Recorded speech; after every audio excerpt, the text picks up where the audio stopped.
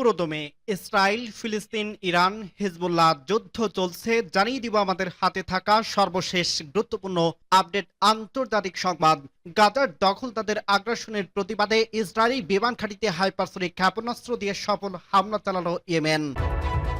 জানিয়ে দিব এবার মার্কিন কংগ্রেসের সদস্যরা বললেন ইসরায়েলকে থামতে হবে।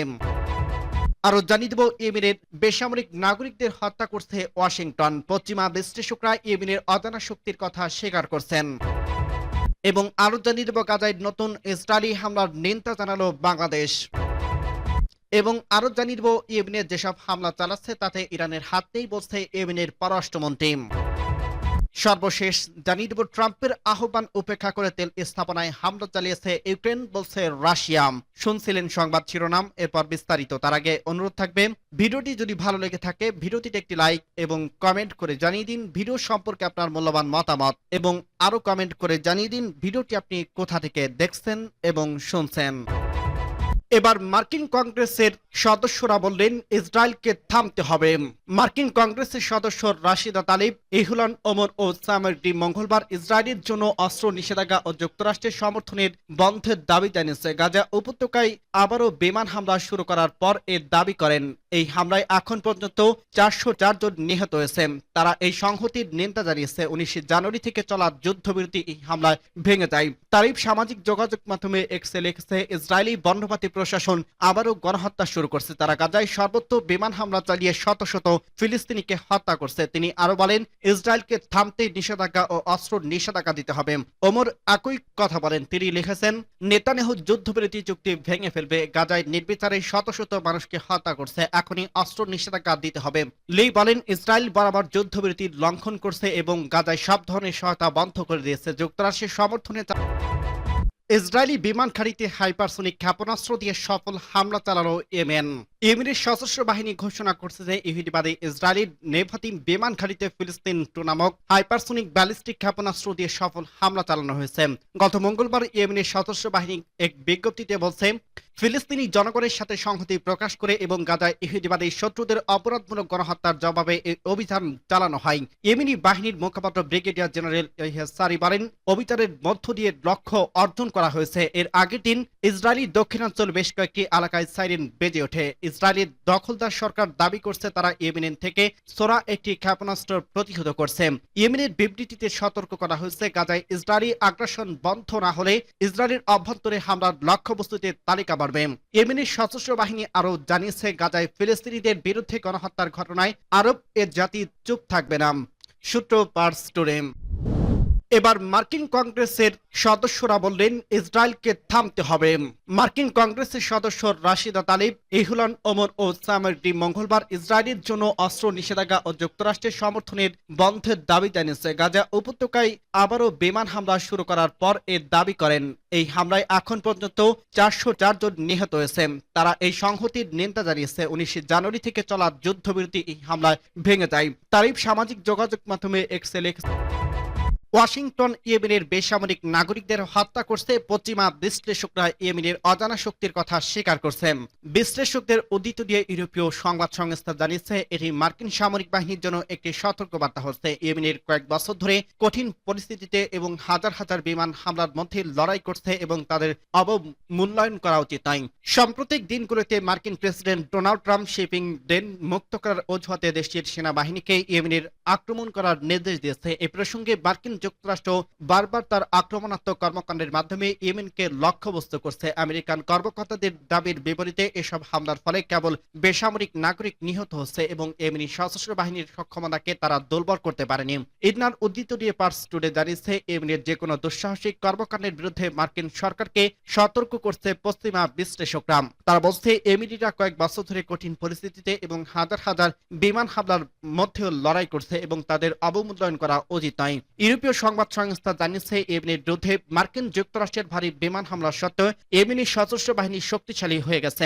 সংবাদ সংস্থা এএপি জানায় উত্তর ইয়েমেনের পাহাড়ি অঞ্চল নিয়ন্ত্রণকারী ইয়েমেনিরা সৌদি নেতৃত্বাধীন আন্তর্জাতিক জোটের এক দশকের যুদ্ধের সময় সজ্জিত ছিল। গাজার যুদ্ধ শুরু হওয়ার আগে তারা সৌদি আরবের সাথেও শান্তি আলোচনায় বসছিল, কিন্তু ইয়েমেনি সশস্ত্র বাহিনী মোকাবেলায় মার্কিন সামরিক বাহিনীর সামনে এ চাঞ্চল্যগুলি রয়েছে সে সম্পর্কে কেমব্রিজ বিশ্ববিদ্যালয় গেরার্ড কলেজের পরিচালক এলিজাবেথ কোন্ডাল ইউরোপীয় সংবাদ সংস্থাকে বলছে আমেরিকা ইয়েমেনদের অবমূল্যায়ন করা উচিত নয়, কারণ তারা অটল ও শক্তিশালী যোদ্ধা, তারা সহজে পরাজিত হবে না। সাম্প্রতিক মার্কিন হামলায় শিশুসহ 53 জন নিহত এবং 98 জন আহত হয়েছে। আনাসরুল্লাহ আন্দোলনের জনপ্রিয় নয় বলে মার্কিন কর্মকর্তাদের দাবি সত্ত্বেও সোমবার হাজার হাজার ইয়েমেনি মার্কিন হামলার নিন্দা জানাতে প্রতিবাদ সমাবেশ করছেন। কোন্ডালের মতে 2014 সাল থেকে এবং পশ্চিমা দেশগুলোর সহায়তায় সৌদি নেতৃত্বাধীন জোট যুদ্ধ শুরু হওয়ার পর থেকে ইয়েমেনি সশস্ত্র বাহিনী 25,000-এর বেশি বোমা হামলা এবং বিমান হামলা সহ্য করতে সক্ষম হয়েছে এবং শেষ পর্যন্ত সৌদি নেতৃত্বাধীন জোট বাহিনীকে পরাজিত করছে।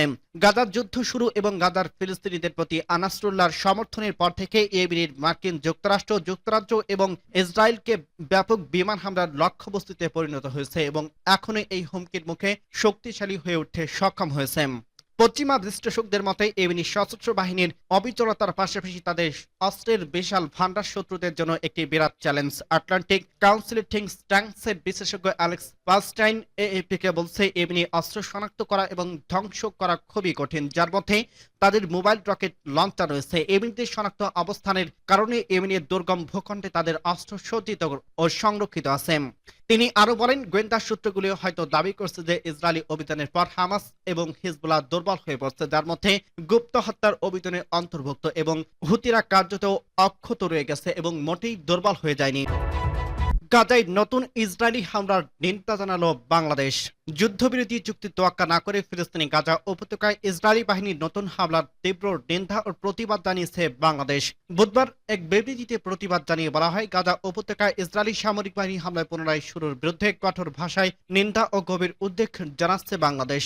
যে হামলার কারণে নারী, শিশু সহ বেসামরিক মানুষের ব্যাপক প্রাণহানি ঘটছে এবং ইতিমধ্যে মানবতার অবস্থার মধ্যে থাকা এই অঞ্চলে আরো বাদে পরিস্থিতির দিকে নিয়ে যাচ্ছে। বিবৃতিতে বলা হয়, নতুন এই হামলার চক্র আন্তর্জাতিক মানবিক আইনের স্পষ্ট লঙ্ঘন এবং যুদ্ধবিরতি চুক্তির সাংঘাতিক অবহেলা। যুদ্ধবিরতির মেয়াদ বাড়ানোর চেষ্টা ভেস্তে দিয়ে মঙ্গলবার ভোরে গাজায় বিমান হামলা চালায় ইসরায়েলি সামরিক বাহিনী, যাতে 4 শতাধিক মানুষের প্রাণ যায়। এরপর গত রাতভর এবং আজ সকালে হামলা চালানো হয়। ইসরায়েলি দাবি, তাদের এই হামলার লক্ষ্য ছিল হামাস, যদিও নিহতদের বেশিরভাগই নারী ও শিশু ও বয়স্ক মানুষ। নতুন করে হামলার শুরুর নিন্দা জানিয়ে এক বিবৃতিতে বাংলাদেশ সরকার বলছে, ঘনবসতিপূর্ণ বেসামরিক এলাকায় দখলদার ইসরায়েলি বাহিনী নির্বিচারে বোমা হামলা স্পষ্ট নিন্দা জানাচ্ছে বাংলাদেশ। এই হামলায় মানবতার পরিস্থিতি আরো কঠিন করে তুলছে এবং প্রতিরক্ষাহীন ফিলিস্তিনির জন্য ভয়াবহ পরিণতি নিয়ে হাজির হয়েছে। ইয়েমেনের যেসব হামলা চালাচ্ছে তাতে ইরানের হাত নেই বলছে ইয়েমেনের পররাষ্ট্রমন্ত্রী। নিরপরাধ গাজাবাসীর পক্ষে ইয়েমেনের নানা পদক্ষেপ ইরানের প্রভাব রয়েছে বলে আমেরিকা যে দাবি করছে তা প্রত্যাখ্যান করছে ইয়েমেনের পররাষ্ট্রমন্ত্রী জামাল আমের। তিনি জোর দিয়ে বলছে, আমাদের সিদ্ধান্ত ইরানের কোনো হস্তক্ষেপ নেই। ইহুদিবাদীদের বিরুদ্ধে ইয়েমেনের অভিযানের বিষয়ে স্বাধীনভাবে সিদ্ধান্ত নেওয়া স্থানা এবং গাজার উপর থেকে অবরোধ প্রত্যাহার নেওয়া পর্যন্ত তা অব্যাহত থাকবে। তিনি আরো বলেন, মার্কিন যুক্তরাষ্ট্রের হুমকি, আগ্রাসন এবং চাপ সত্ত্বেও ইয়েমেনে গাজার প্রতি সমর্থন বন্ধ করবে না এবং ইহুদিবাদী সরকারের বিরুদ্ধে নৌ অবরোধে শিথিল করবে না। বার্তা সংস্থা রয়টার্সের সাথে এক সাক্ষাৎকারে ইয়েমেনের পররাষ্ট্র মন্ত্রী বলছে, ইয়েমেনের সিদ্ধান্তে ইরানের প্রভাব রয়েছে বলে আমেরিকা যে দাবি করছে তা ভিত্তিহীন। তাদের এসব দাবির কারণে গাজার পক্ষে ইয়েমেনের অভিযান কমবে না বলে জানান তিনি বলেন, ইয়েমেনের স্বাধীনভাবে সিদ্ধান্ত নেওয়া, ইয়েমেনের সরকারের সিদ্ধান্ত, ইরানের কোনো হস্তক্ষেপ নেই। ইরানের মাঝে মাঝে কিছু ক্ষেত্রে মধ্যস্থতা থাকলেও তারা কখনো নির্দেশ দেন না। ইয়েমেনের মন্ত্রী স্পষ্ট করে আরো বলেন, কিছু শক্তির কাছে উত্তেজনা কমানোর বার্তা আসছে, কিন্তু বর্তমানে ইয়েমেনের আমেরিকার সাথে যুদ্ধ অবস্থা রয়েছে। এর অর্থ হলো আমরা সকল সম্ভাব্য উপায় আত্মরক্ষা করব এবং আত্মরক্ষার অধিকার আমাদের রয়েছে, কাজেই উত্তেজনা আরো বাড়তে পারে। সূত্র পার্স টুডে। ট্রাম্পের আহ্বান উপেক্ষা করে তেল স্থাপনায় হামলা চালিয়েছে ইউক্রেন বলছে রাশিয়া।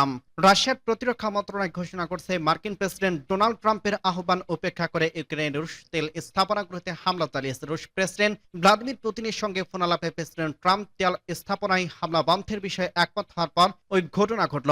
রাশিয়ার প্রতিরক্ষা মন্ত্রণালয় আরো জানিয়েছে, পুতিন এবং ট্রাম্পের মধ্যে ফোনালাপে কয়েক ঘন্টা পর ইউক্রেনে 3টি ড্রোন দিয়ে রাশিয়ার কুবানে তেল সরবরাহ বন্ধের উপর হামলা চালিয়েছে। রাশিয়া বলছে, কুবানে একটি ইউক্রেনীয় ড্রোন বিধ্বস্ত হওয়ার পরে একটি তেল ডিপোর চাপ কমে গেছে এবং 1700 বর্গমিটার এলাকা জুড়ে আগুন লেগেছে। এই তেল স্থাপনাটি ক্যাম্পিয়ান কনসেটিয়াম পাইপলাইনে তেল সরবরাহ ব্যবহৃত হয়ে থাকে। তো রুশ প্রতিরক্ষা মন্ত্রণালয় আরো জানিয়েছে, কুবান তেল স্থাপনায় ইউক্রেনীয় সন্ত্রাস বাহিনী আক্রমণে মার্কিন প্রেসিডেন্ট শান্তি উদ্যোগকে ব্যাহত করার জন্য